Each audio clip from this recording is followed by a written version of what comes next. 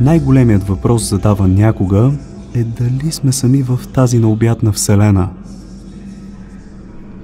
Едва ли ние сме единствените късметли, които се радват на живот.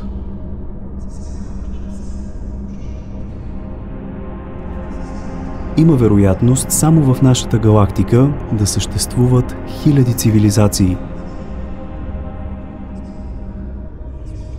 Но тогава, къде са всички? Какво всъщност е животът и как биха изглеждали извънземните същества, ще разберете от новата ми книга «Топ мистериите на Вселената». Поръчайте я първи с автограф от Ozon.bg. Линк в описанието. Скъпи приятели, надявам се последният трейлър да ви е харесал, защото в него разкривам финалната глава на книгата. Определено тя е най-любопитна от всички и в нея търсим отговор на въпроса: сами ли сме във Вселената? Нещата, които ще прочетете, ще ви смаят. Напомням, че само до 13 декември може да си поръчате книгата с автограф от мен, от първото линкче долу в описанието. Благодаря на всеки един от вас, който вече го е направил и че ме подкрепяте. Хайде сега обаче да започваме с епизода.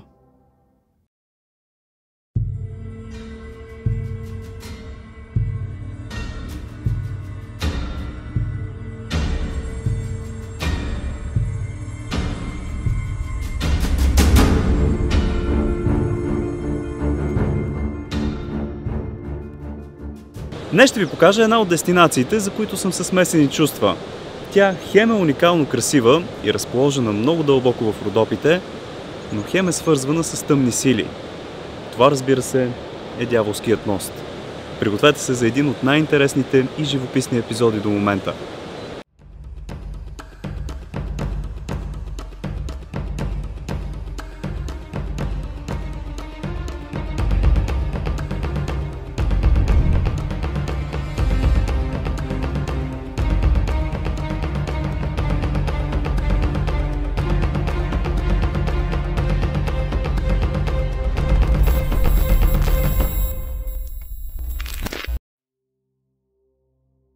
Здравейте, приятели, аз съм Слави и днес продължаваме нашето пътуване из най-мистериозните крайчета на нашата родина. Намираме се само на няколко километра от Ардино, където се издига един архитектурен шедьовър, който стоически удържа на бурните води на Арда в продължение на векове. Не се примамвайте от красотата му обаче. Около този мост витаят някои от най-страховитите легенди. Ако сте изпуснали някои от предишните епизоди, то може лесно да наваксате, като цъкнете горе в дясно. Но не забравяйте да се абонирате за канала и то с камбанката, да не вземе да изпуснете някои от следващите. Дяволският мост не е просто поредната дестинация. Посещението и пътя към него са цяло изживяване. Макар и отскоро да има асфалтов път и да се стига лесно с кола до някъде, аз бих ви препоръчал разходката. Кой от вас вече е посещавал Дяволският мост? Ако искате, може да разкажете за впечатленията си долу в коментарите. Още от римско време това е било важна транспортна артерия с името Вия Игнация. Тя е свързвала Егейско море с Тракия. Ние в момента ходим по стъпките на хора, които са крачели тук още от преди хиляди години. В зависимост от това къде сте паркирали автомобила си, разходката до моста може да продължи и до 1 час. Най-приятно е обаче, когато се слезе до устието на река Арда. Там вече започва наистина да се усеща самата сила на мястото. Пригответе се, защото ще се почувствате странно, когато видите моста за първи път. Ето го и него. Името му на турски е Шейтан Кюприя и в буквален превод на български означава Дяволският мост.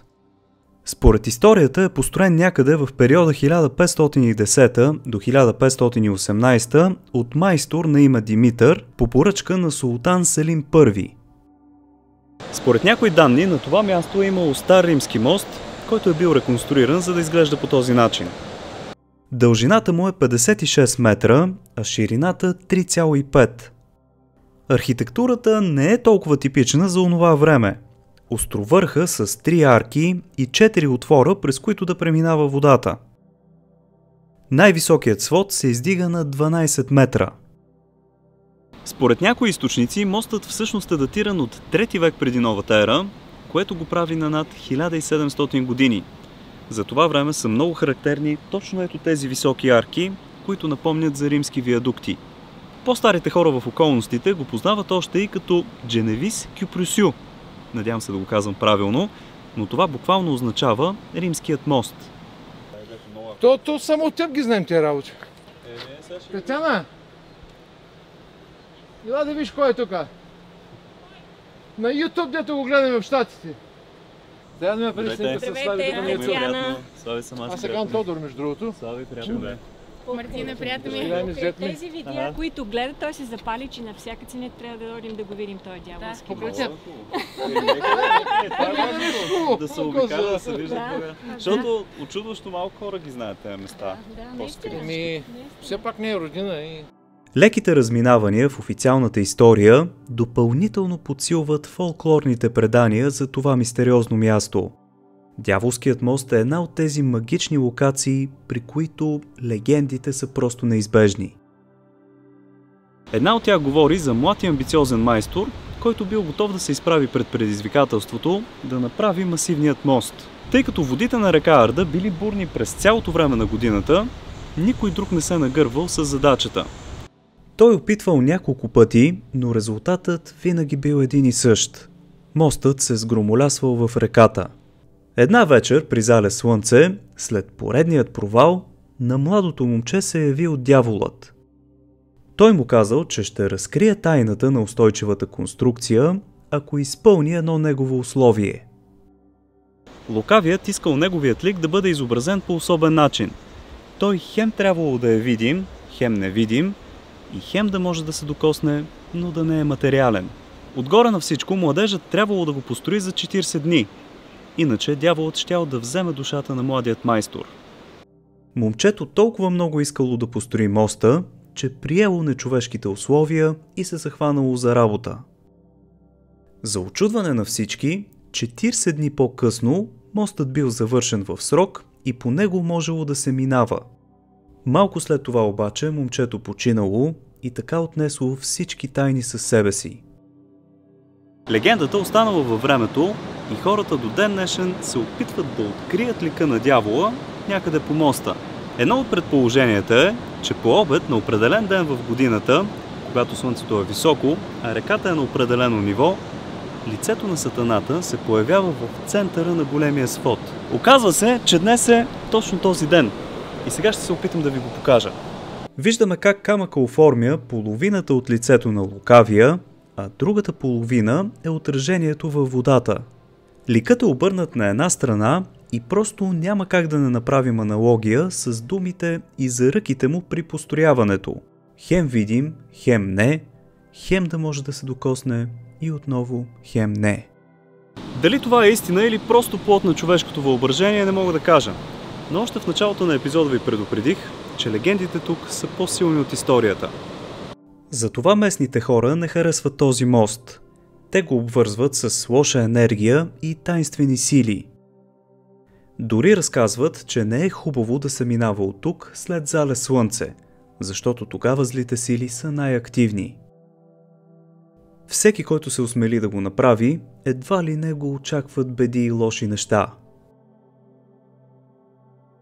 Друга легенда за построяването на моста гласи, че прословут майстор е вградил сянката на жената, която обича. Този мотив е добре познат в българския фолклор и може да се отнася за най-различни видове сгради. Подобните разкази и случаи не са малко.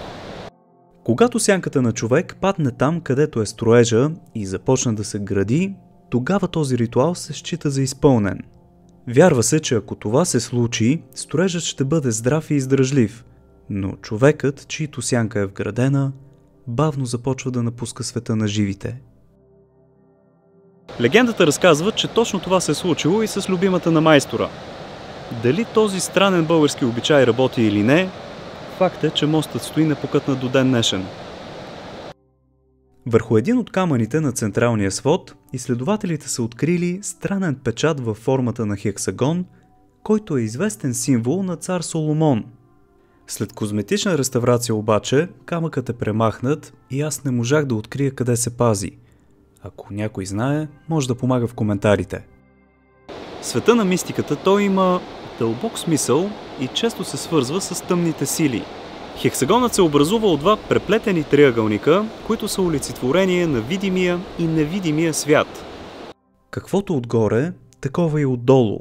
Този печат отново подсилва твърдението, че мостът е много по-стар, отколкото предполагаме. Вероятно, великият еврейски цар Соломон, известен с несметните си богатства, е минавал по този маршрут още преди новата ера. Наистина тук може да се усети един странен магнетизъм, пък и загадъчните истории за това място подсилват това усещане.